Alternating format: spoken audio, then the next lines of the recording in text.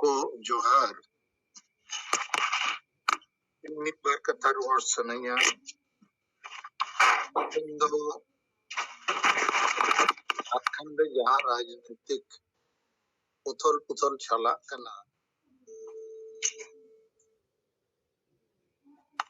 ओनाते अब आदिवासी समाज दो कोनो फायदा बाय हुआ हेमंत सोरेन ताहन चंपई सोरेन ताहन बाबूलाल मरांडी ताहन नुकु ओकोई नेता ओकोई पार्टिया हो आदिवासी एजेंडा बनुआ नुकु दो मारंग बुरु रिया कथा संताली राज परसी रिया कथा सारना धर्म कोड रिया कथा कुणबी कोआ कथा और आदिवासी अतु समाज रे जुमिदो रिया समाज सुधार रिया कथा बाको रोड दाड़िया बाको कमी दाड़िया तो आबो को तला रे नवा कथा ने तो बुझो तगे हुआ जे आबो आदिवासी समाज सला दो चिली नेता चिली पटी हो बनु हुआ और नहीं तो नवा समस्या आबो वो बुझो किया समाज हो आदिवासी सला बनु है नवा को तो अभी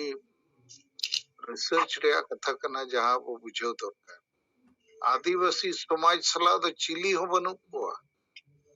ओनाते नई दो गुजु हर रेगे तिंगु अकना है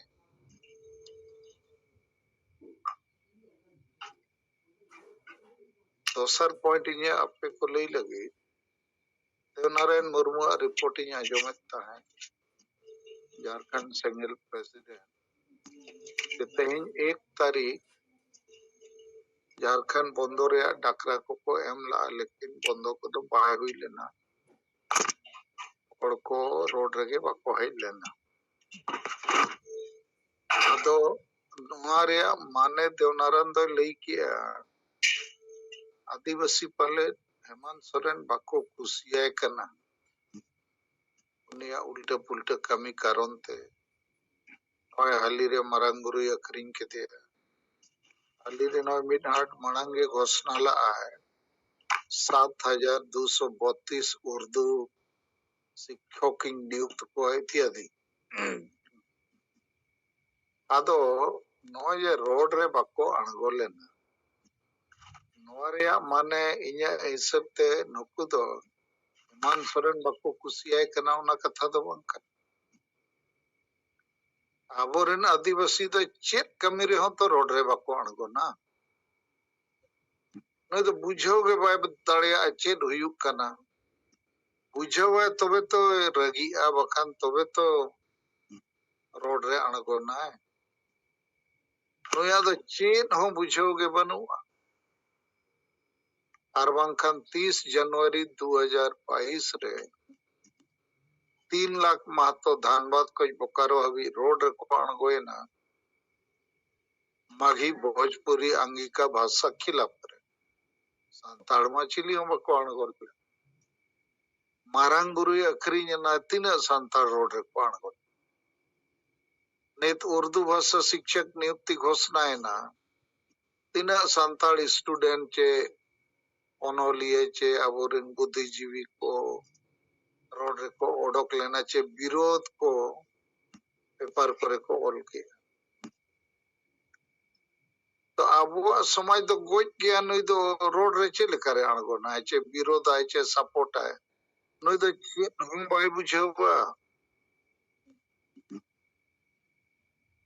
जेएमएम पार्टी तो नहीं तो मुसलमान को चलावे दिक्कू को चलावे अबोरिन होड़ तो टमाक गुडो झांडा साहब आसार साहब दोन बड़ाई लगी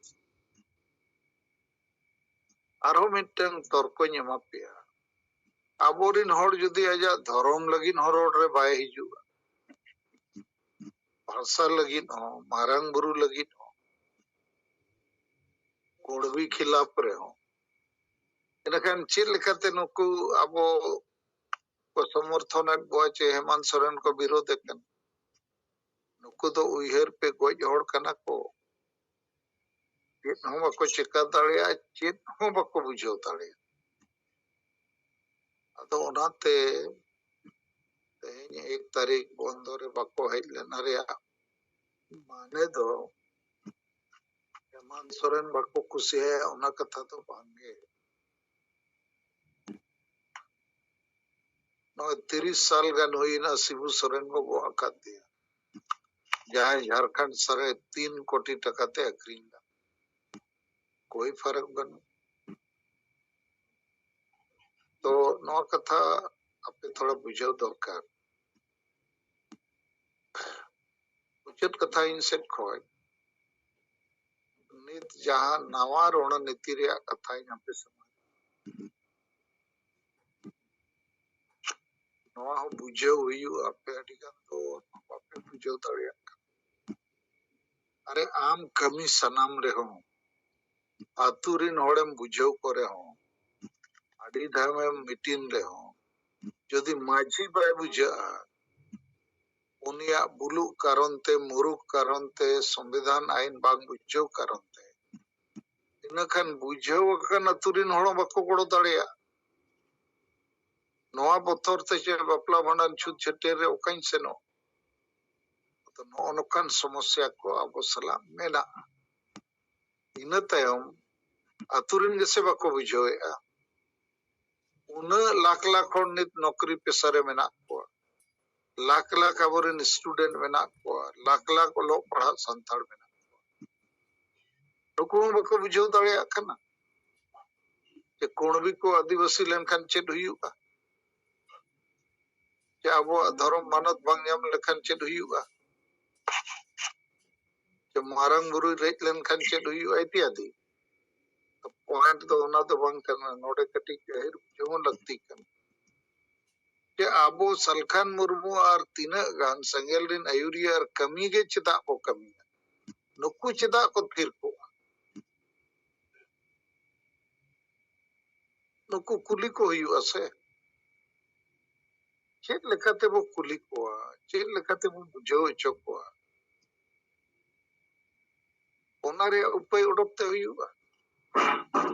अतु हो बो सेनो गया लेकिन अतु सेनते के ना हुई गो तो ओना कथा दो बांग कन अतु रि नमण बेगड़ाव को तो नो नुकु कना ओकोय को बाको गड़ो कना नित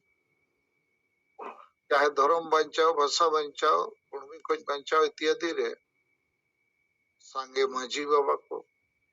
सांगे चक्रीजीवी को सांगे स्टूडेंट को सांगे ओनोलिया को सांगे संगठन रिन आयुरिया और सांगे पॉलिटिकल लीडर्स और नुकु दो जेते चालाक चतुर होड़ कना को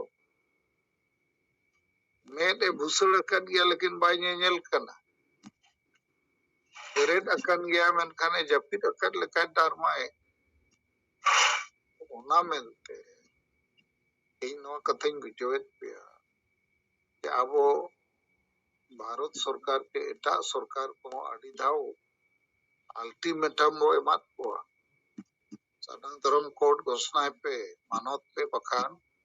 9 तारीख ले बंदोया रेल रोड चक्का ले जामा नित उनका के आर हो प्रधानमंत्री चिट्ठी ओल कते वो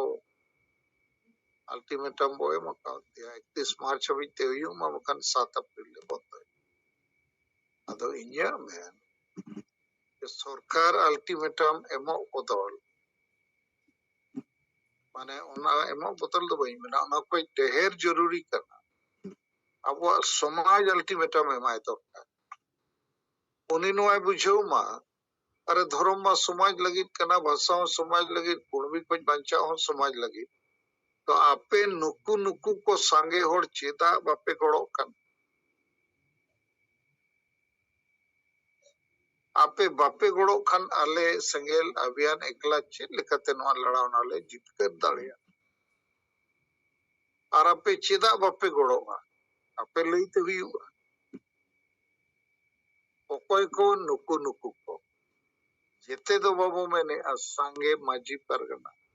सांगे चक्रीजीवी सांगे युवा छात्र सांगे संगठन दिन आयुरिया को ᱧᱩᱛᱩᱢ को संगठन रे ऑल दरकार हेमाल आसेका ओनोलिया पेशा मासा यूनाइटेड फ्रंट इत्यादि इत्यादि को और संजय एमएलए एमपी को आदिवासी पे नवा को मामला रे पे थिर को कना बपे गोड़ो कना चेदा आपे हो 31 मार्च हबी ते घोषणा एमते हुई आर बंखन आले नवा गेले बुझेवा आपे समाज गोगज को कना पे आपे करनते समाज गुजु कर आदो नवा कथा अडी इम्पोर्टेंट गया तो आपे लीडर पे जो में किया ना बपे बुझो दड़िया और नवा दो पेपर करे एमो दरकार सोशल मीडिया करे एमो दरकार हिंदी बांग्ला उड़िया करे छपा दरकार ताकि दिकु को बुझो आदिवासी संगेल अभियान सरकार सलाते समाज हो अल्टीमेटम में मकान दिया समाज माने नुकु को सिलेक्टेड हो बाकी बांग बुझे को बांग पढ़ाओ रंगे जोरे जोड़ा तुरे में नाकुआ उनको तो थोड़ा वो बुझो दड़िया को लेकिन उनको तो बाको कमी दड़िया उन्हें डेर जहाँ डेर को कमी दड़िया जहाँ को बुझो दड़िया करना उनको चिदा बाको गड़ो करना उन्हें सवाल तो रखा तो मानिए को के से खोज में पर करना जोर अब नवा चितन ने अपने को आरो क्लैरिफिकेशन क्लैरिटी आरो पुस्तो बुझो पर लगती अनुकूली से इन खेला मुर्मू अतु कदमपुर ब्लॉक सरायकला जिला सरायकला खसवा और सिंगल टीर नि जिला सभापति लेकाते कमी रे मिनेኛ अदो नय गोंके तहा अबोय लैयात बनाय अबोय जीत बोंगा जे सरीगे नय अबो आदिवासी समाज लगित अबो कमी रे मेना बोना तेहेñ आदिवासी समाज आदि दिन खन अबोय गोंके आदि शर्मा 1980 खन अबो समाज उत्थान लगित अबो समाज माने जुमिदो लगित जितकरो लगित नय कमी कना लेकिन नितो धबिते जहां कमी हिसाब ते ओना लगित ते रिजल्ट को दो बांग जेल ᱧᱟᱢ कना आबो होबो कमी कन गया रेल रोड चक्का जामेट गया अबो अदो तेहेñ अबो सरकार नय अल्टीमेटम गोंके तबो ओल काते राष्ट्रपति प्रधानमंत्री गृह मंत्री को एमा को कान गया जे आले निना तारीख धारित ते आले नय इनवा घोषणा में आले बखना रो रेल रोड ले चक्का ले जामा अदो ओना लेकाते इन कुली रिया ये दो अबो जहां लेका सरकार तबो गोंके चिठी आकार ते माने अल्टीमेटम एम का देय अदो आबोरिन समाज रिन जहां लेका समाज रिन मेना को अतुरे माजी बाबा मेना को आरो जहां संगठन रिन मेना को आसेका को माजी परगना को आरो आयमा संगठन रिन आयुरिया को नुकु अबो ओल काथे बो एमा को जे पम्पलाइट आकार रे चे लेकाते नुकु स्टूडेंट को आतु आतु रे संगे संगे होड़ और नौकरी जीवी को नुकु हो चेलिका माने अल्टीमेटम बो एमा को ओला करते जे पम्पलेट करते इनगे कुली लिकाते ना क्लैरिटी लिखते बुझाव सनई कना दोमा इने कोगे गोंके दोड़ाते सनाम सिंगल हुलगरिया को इन पास्टा सेन खन सनाम को जोहार मासे तब नय खेला मुर्मू जा रुकिया तारे वीडियो खाना बिचार खाना जमा यार नोडे लेकर का आगे काते को नेमा को मेनखान इदे अतुरे चलाव काते अब मरा है औनार के अडकन सवाल जवाब दिवा और को जहाना कुलियो खान दो kita untuk gani saya jalankan orang kan orang dari kalau setter darahnya itu atau abu itu jalan kata tiga atau mah bima itu kan अच्छा ठीक है भीमा मुर्मू अद साहेब नोडे जहां कथा मेन किया था गमके सोझे सोझे कि नवा दो सोझे नुकु दो नेतो दो करवई चेतान रे उपाय दो करवई माने दो जहां अल्टीमेटम बन एमा कोआ जहां गमके सोझे मेन के गया छे आबो हिंदी ते बांग्ला ते उड़िया ते जहां जहां के एरिया रे मेना कोआ नुकु सोझे बन ऑल को पेपर रे अद नवा के फर्स्ट करवा ही उमा एनका नवा ते चिका गोटा होड़ को पढ़ावा जेते को बजा स्टूडेंट को और ओनोलिया को और जेते को और दिकु को नत को बड़ा न्यामा नवा सोझे साहब मेन किया अद नवा फर्स्ट करवा ही उमा ओना बाद रे जहां के अतुर दो बन चला कन के ओना अब रूटीन कमी दो मेना क्या ओना तला रे नुकु दो सवाल जवाब दो हुई उमा लेकिन फास्ट कमी कना पेपर माध्यम ते अल्टीमेटम बन एमा को नवा पे आपे को बड़ो अच्छे बांग 31 मार्च तारीख ते और बांखान आपे हो नवा आदिवासी हासा भाषा जाति धर्म गोवज रे आपे हो पूरा पूरी आपे के दोषी नंबर 1 कना सेंगेल दो नय लगाव कना लेकिन आपे तीसम बापे गड़ो कना नवा सोझे नुकु सवाल दागाव को नवा के फास्ट कमी दो और बाकी अतु अतु दो ना ताहेना ओना दो चला मगे लेकिन नंबर 1 दो पेपर माध्यम ते गोटा उड़ीसा रे बांग्ला चे हिंदी बांग्ला उड़िया ते जेते तो ना सोझे साहब लई के गया और निये के मेन ये था और नवा चतार दो साहब विचार एम के माने अब करवे एरिया ओना सपड़ा रे नतो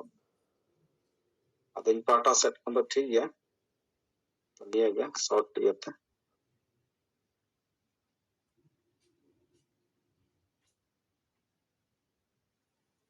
नित दो देवनारायण मुर्मू मासे आमा मास्टरे आमा विचार को आमा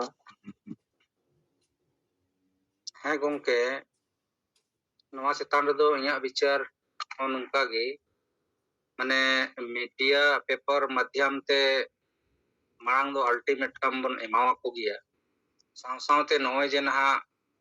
जागवार लगी जम जागवार लगी दाड़ान कना बन अतु अतु मांझी को सला बन न्यापामा उन जखन हो नवा सवाल जवाब हुयुगोआ और सवाल जवाब रे जहां को मांझी नवा को बुझावा गड़ो लाई को रेबेना एनकर उनको nyutum दो बन ओला और ओना को पेपर रे बन हाईलाइट दिया जे नुकु नुकु को मांझी दो आशा भाषा जाति धर्म माने सारना धर्म कलम कोड आंदोलन रे गड़ो लाई को रेबेनेना नुकु दो अब अतु होड़ लाई तेको हिजुआ आयुरोआ को और उनका ते माने बाकी मांझी कोटे हो जेमन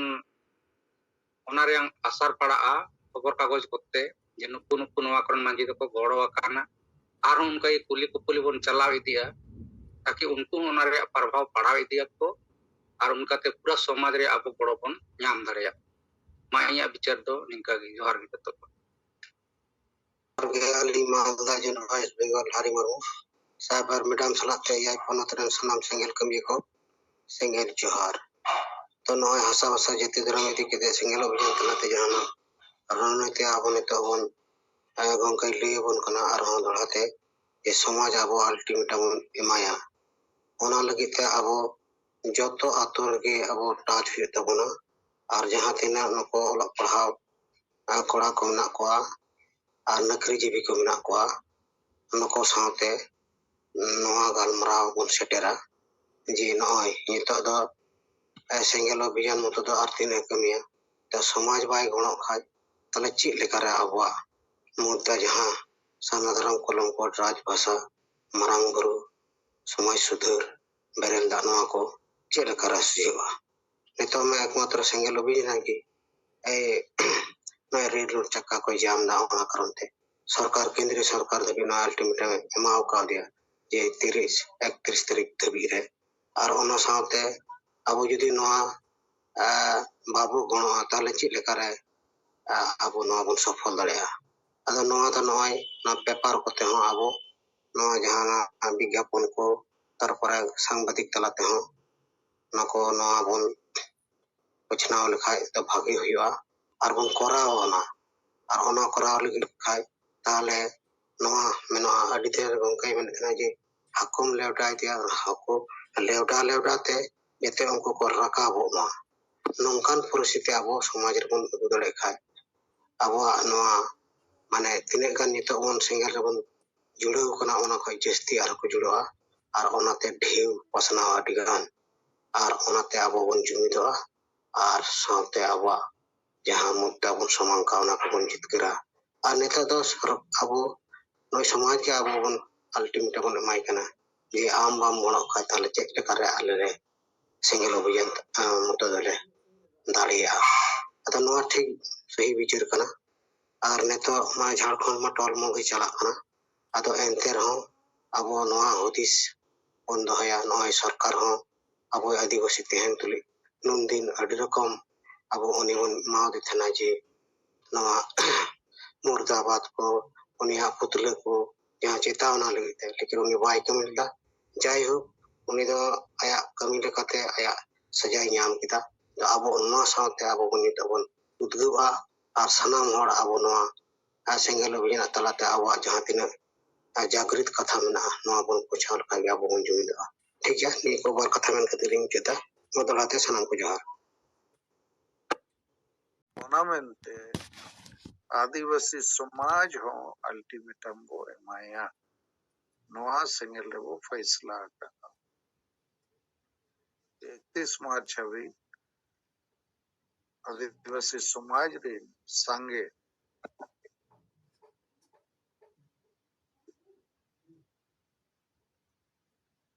आदिवासी समाज रे संगे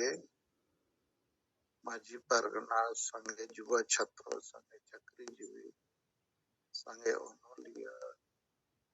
संगे संगठन आयुरिया को संगे आदिवासी एमएलए एमपी को चेदा बको बड़ो और बको बड़ो और संगे हो इनकन आदिवासी सेंगल अभियान जेलकते नवा कमिया जकलाते दाड़िया नवा समाजा कना अद नवा कथा को बेस सही विचार कते ओल रकाब लेका और पेपर रे वो अहम लेका नोडे बैठक होइना हांडे बैठक होइना नौका विचार ना जे सरकार सलाते आदिवासी समाज हो पूरा पूरी दायी मनाया कारण नई नवारे पाए गड़ो करना माने संगे होड़ नुकु नुकु बाको गड़ो अद नुकु हो सेंगेल अभियान अल्टीमेटम एमा को करना निना तारीख ते नवारे फैसला घोषणा एमा को आर वंखा नवा के बुझा नुकु हो असर से जति धर्म रोजगार गोगोज कामिरे के मेना को नौका और लेखन और तो को बिचेरा और मिमिटंग माझी अतु अतु रे सन कते पे बुझो को ओना दो अडी समय लगा कमी गया वो लेकिन अरे बुझे और चेदा बाको गड़ो कना ओना क्वेश्चन बुझे से चाकरी जीवी चेदा बाको गड़ो स्टूडेंट चेदा बाको गड़ो ऑल पढ़ाओ कन और चेदा बाको गड़ो माझी तो बखान ने मुरु गया भूलू संविधान आइन बाय बड़े और उन सामाजिक संगठन और राजनीतिक नेता चेदा बाको गड़ो धर्म लगी भाषा लगी कोण भी कुछ पंचा लगी अतम नो पॉइंट आपे बेसई जते और बापे बुझो दाड़िया नो नोडे हलचल बाय पैदा इन खान लतार जहां कमी को मैंने आरो ढेर समय लगा ओना मेनते लतार रे मा बो कमी गया लेकिन नो नोडे खोज मामला तो बड़ी जो करना ठीक है मान मुझे तो नहीं ना गिन सकते जो